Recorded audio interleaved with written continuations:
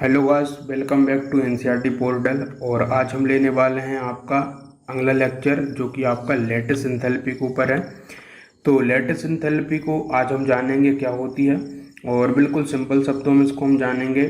और जो पिछला लेक्चर था हमने आपको उसमें बताया था कि एक आयनिक वगैरह बॉन्ड कैसे बनता है, पूरा डिटेल में हमने उसको स्टडी किया था। यदि आपने वो लेक्चर नहीं देखा तो प्लीज़ पहले उसको जाके देख लीजिएगा, आपको लिंक डिस्क्रिप्शन में मिल जाएगी। आज के लेक्चर में हम देखेंगे लेटिस एंथैल्पी को। लेटिस एंथैल्पी जो है आपका बहुत इंपॉर्टेंट टॉपिक है। ये आपका जो है क्लास 11th के लिए इम्पोर्टेंट तो है ही है, लेकिन ये आपका 12th में भी बहुत आपको हेल्प करेगा, क्योंकि बहुत सारी चीज़ें होती हैं 12th में जो कि हमको लेटिस एंथैल्पी की मदद से समझनी पड़ती है। इसलिए आप लेटिस एंथैल्पी का ये लेक्चर बिल्कुल मिस मत करिएगा। और जैसा कि हम आपको हर एक लेक्चर में बताते आए हैं कि एनसीईआरटी से अच्छी आपको कोई बुक नहीं मिलेगी केमिस्ट्री को पढ़ने के लिए, क्योंकि इसकी हर एक लाइन में बहुत डेप्थ में बहुत सारी इसमें बातें छुपी रहती हैं। उन्हीं को हम आपको बताते हैं, उनको हम हिंदी में करके बताते हैं आपको, और उससे रिलेटेड जो भी एग्जाम्पल होते हैं वो आपको बताते हैं। तो आज के इस लेक्चर में लेटिस एंथैल्पी को हम जान लेते हैं क्या होता है। तो चलिए यहाँ से पढ़ना स्टार्ट करते हैं इसको हम। तो जो लेटिस एंथैल्पी होती है आपकी किसी भी क्या होती है आपकी, इसको देखो। जो लेटिस एंथैल्पी है ऑफ एन आयनिक सॉलिड की इज डिफाइन है as the energy required to completely separate one mole of solid ionic compound into a gaseous constituent ions में। देखिए बहुत इंपॉर्टेंट है यहाँ पे। ये तो आपके लिए बिल्कुल एक सिंपल डेफिनेशन है, मैं आपको इससे भी थोड़ी रिलेटेड ही एक और डेफिनेशन बताऊंगा, उसको आप समझ लीजिएगा। क्या है कि जब भी हमारा कोई भी एक वन मोल किसी भी सॉलिड को पूरा हम क्या कर दें, उसको सेपरेट कर दें, तो उसको सेपरेट करने में जो एनर्जी हमें रिक्वायर होती है उसे उसके हम लेटिस एंथैल्पी बोलते हैं। जैसे कि अभी आपने NaCl का स्ट्रक्चर देखा था, तो उस NaCl को स्ट्रक्चर जो भी है या फिर NaCl आपके पास है वन मोल, तो उसके क्या करना हो, पूरा हमें सेपरेट करना हो उसको, मतलब कि Na वाला पार्ट अलग और Cl वाला पार्ट अलग पूरा पूरा। तो उसमें जो एनर्जी आपको लगेगी उसे हम उसकी लेटिस एंथैल्पी बोलते हैं। अब ये तो हो गई आपकी क्या एक डेफिनेशन। दूसरी ओर सुनिए, जो कि ये डेफिनेशन है वो ये है कि इतनी एनर्जी यदि आपको सेपरेट करने में लग रही है तो उतनी ही एनर्जी उसको कंबाइन करने में भी लगेगी। यदि आपके पास लेटिस एंथैल्पी किसी की आपको पता है, जैसे कि NaCl की 788 किलो जूल है, तो ये जो एनर्जी है उसको यदि सेपरेट करने में लगी है तो इतनी एनर्जी जब उसको आप क्या करोगे, बनाओगे, तब भी आपको इतनी एनर्जी वो दे देगा। समझ रहे हो ना क्या बोल रहा हूँ मैं आपसे, कि यदि आपने इतनी एनर्जी उसको दे के सेपरेट किया है तो इतनी जब मतलब जब उसको आप कंबाइन करोगे तो आपको इतनी एनर्जी वापस मिल जाएगी।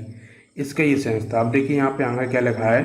फॉर एग्जाम्पल के लिए एक जो लेटिस एंथैल्पी है NaCl की, वो है आपकी 788 किलो जूल पर मोल।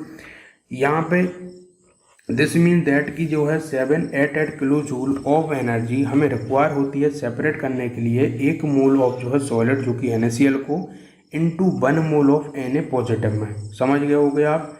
And one mole of Cl negative में। मतलब क्या है इसका, देखो एक मोल हमारे पास यदि NaCl है तो इसका मतलब ये है कि हमें 788 मतलब कि 788 किलो जूल एनर्जी हमें देनी होगी, तब जाके हम सेपरेट कर पाएंगे एक मोल सॉलिड जो NaCl है उसको एक मोल ऑफ Na पॉजिटिव में और एक मोल ऑफ जो है आपका Cl नेगेटिव में, है ना।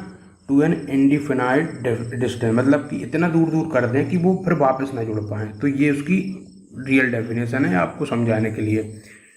अब लिखा है इसमें कि जो प्रोसेस आपकी इसमें इन्वॉल्व होती है, तो उसमें both the attractive force between a ions of a opposite charge and the repulsive force between the ions of a like charge. तो इस प्रोसेस में जो होता है वो इन्वॉल्व होता है दोनों तरह के फोर्सेस, अट्रैक्टिव भी होता है और आपका रिपल्सिव भी होता है। आप कैसे क्या होता है उसको हम देखेंगे।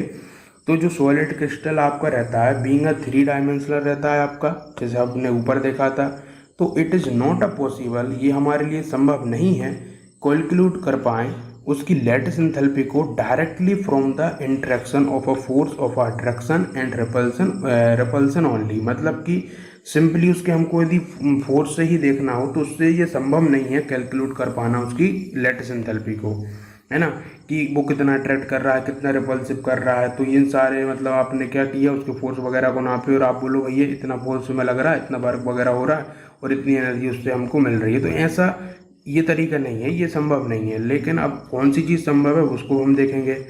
तो ये तो नहीं है भाई। तो फिर आगे क्या लिखा, जो factor associated with the crystal geometry have to be included. तो इसमें जो है कुछ फैक्टर्स आपके एसोसिएट होते हैं जो कि क्रिस्टल ज्योमेट्री में वो इसमें इंक्लूडेड होते हैं। मतलब अब वो फैक्टर कौन कौन से हैं, जैसे कि आप ये देखिए, आप आगे फैक्टर आएंगे आपके, जैसे बॉन्ड पैरामीटर होगा, फिर और बहुत सारी चीज़ें आएंगी वो आपकी इसमें इन्वॉल्व होती हैं। तो अब हम देख रहे हैं आपका क्या, बॉन्ड पैरामीटर्स को। तो समझ गए होंगे बात मैं क्या बोल रहा हूँ, मतलब कि लैटिस एंथैल्पी को यदि उसको नापना हो तो सिंपली उसके फोर्स ऑफ रिपल्सन अट्रैक्शन से नहीं नाप सकते, उसके लिए कुछ फैक्टर्स एसोसिएटेड होते हैं उस क्रिस्टल में। तो उन फैक्टरों को हम पढ़ रहे हैं, जिसमें कि सबसे पहला फैक्टर आपका ये हम बोलें तो वो है आपका बॉन्ड पैरामीटर्स। अब ये जो बॉन्ड पैरामीटर होता है उसमें आपका क्या क्या होता है, बॉन्ड लेंथ होती है, बॉन्ड आपका एंगल होता है। तो ये सारे पैरामीटर यदि आप जो है सीख जाओगे, मतलब किस तरह से मेजर वगैरह करते हैं, तो आप फिर लैटिस एंथैल्पी को आप निकाल पाओगे।